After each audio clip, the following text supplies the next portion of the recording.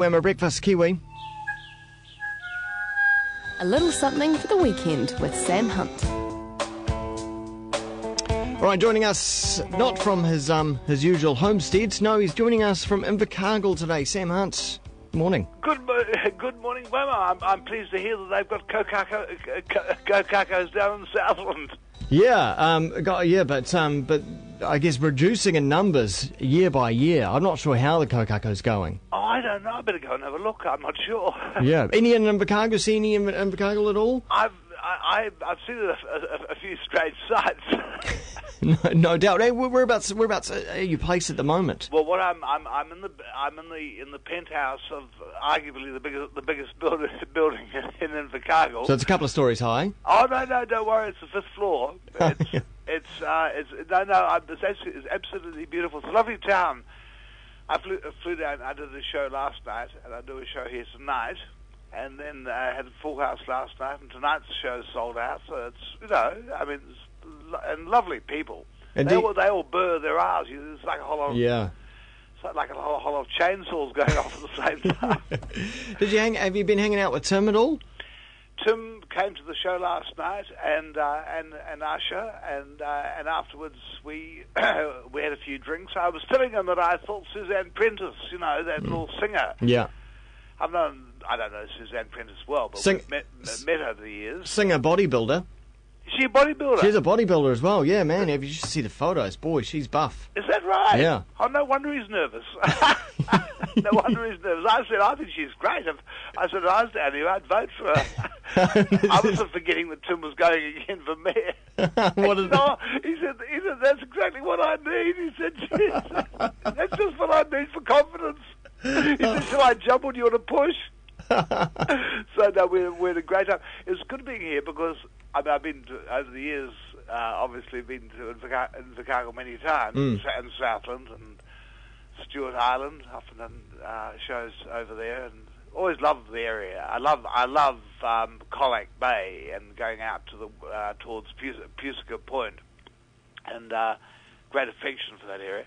And actually, I think later in the year, in a couple of months' time, David Kilgar and the Heavy Yates and I think when we do our new album, which we're recording that over around to the east, if you like, in the Catalan country. Yeah.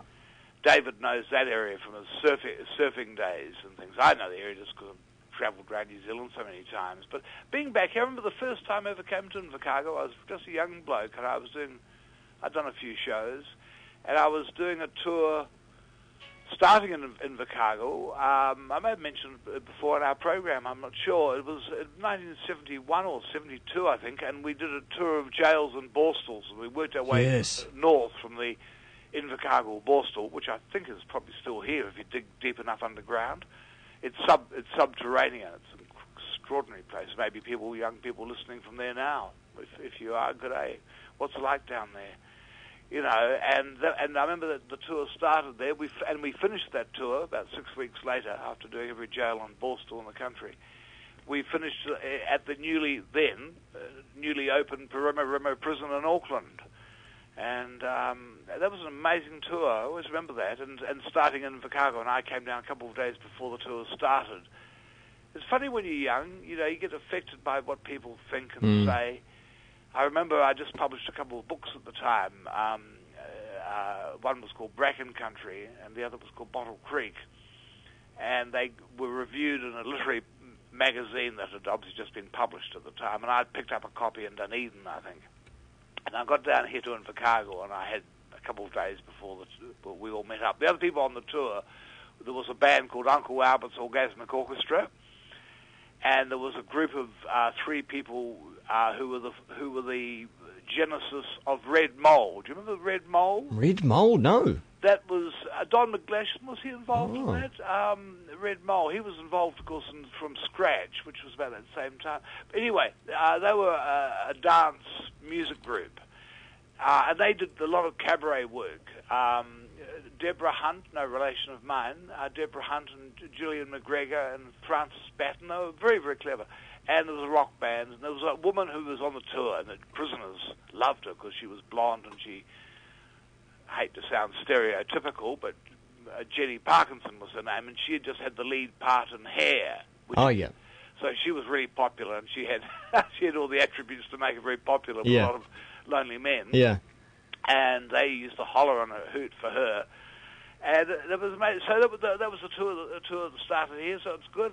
And coming back here now, you know, the big headlines on the front of this morning's Southland Times. Yes. Boatie fought to survive, and it's the story of this boatie that survived a boating accident yesterday off Dog Island, and how some years back he lost his father-in-law in a similar boating accident. And he says, thoughts of my partner and children gave me strength.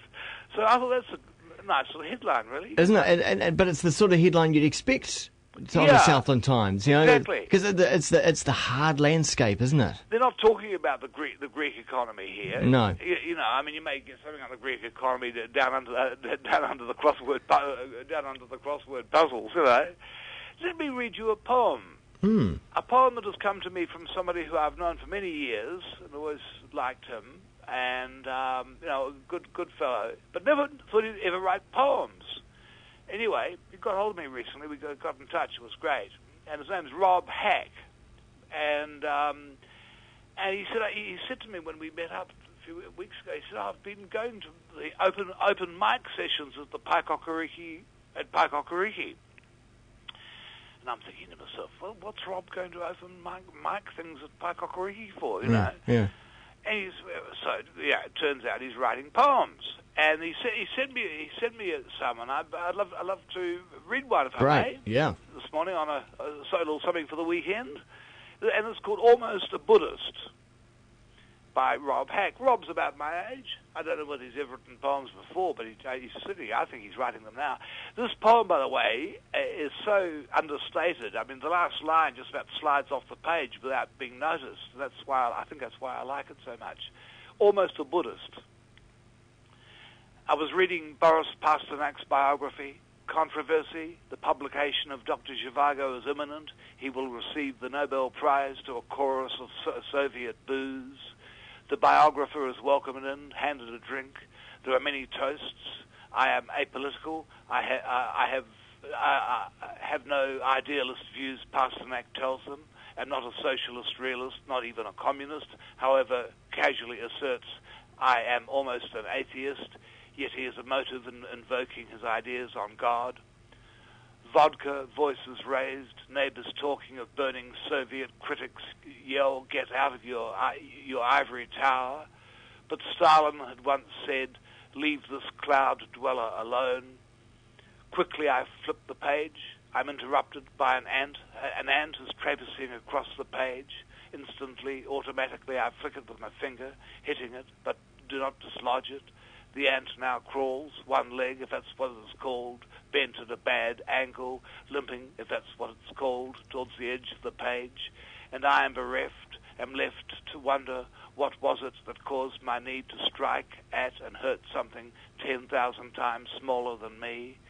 I lose interest in history and slam shut the book, open up the page. The ant now resembles a flat question mark, unmoving under the word unworthy. At least it is out of its misery, not me. I put the book down and write the poem. It is to me, but it is for the ant. Oh, isn't that good? I love that so much. Isn't that lovely? Yeah. You know, that's from somebody who maybe a year ago, if you'd run into Rob somewhere at the service station or the supermarket or somewhere, you wouldn't be saying, oh, well, you know, you've been writing many poems lately. Although at this stage, I have no sympathy for that ant, Sam. I like the fact he now resembles a flat question mark. That is at the moment in my book. That's the best way for a ant to resemble anything. I've been doing battle. Oh, you're having an ant invasion, Wammo? Yeah, an Argentinian ant invasion. So I mean, it would be all right if they were local ants, but they're not local ants. Oh, they're Argentinian. Actually, I'm going to Sydney tomorrow. I'm doing a show on Sydney tomorrow night, Saturday night. Yeah. And when I come home or back to New Zealand on Sunday, I'm flying the Argentinian airline. Oh, really? You can do that? I'm first class, which will make it could make it less painful. But apparently, it's a fairly rough airline. I can imagine. Well, that's interesting. You can do that. Yeah, well, I'm flying I fly tomorrow. I've got another show in Invercargill tonight, like I mentioned earlier. And then, the Southland people, God, they're lovely. And they, as I say, they're burring their arms. Yeah. And they're just lovely. And then tomorrow I fly in New Zealand. Well, I fly to Christchurch from Invercargill, and then Christchurch to Sydney, and do my show in a church in Sydney, which was not a church now, but but it was, and it's a venue. Paul Kelly's played there. He's telling me, you know Paul Kelly? Yeah. And it's a lovely venue, and so I'm looking forward to that. And then I'm even looking forward more to getting on the Argentinian airline and flying back to NZ. Well, it sounds like quite a weekend planned. Well, at least I've got Sunday planned, which will be back home in Betty. Well, Wammo, look, good to talk to you. What are you doing this weekend? Well, I'm going to spend a lot of time with my dad, who's flying up from Christchurch for the weekend. Oh, right. Yeah. Oh, So it'd be nice.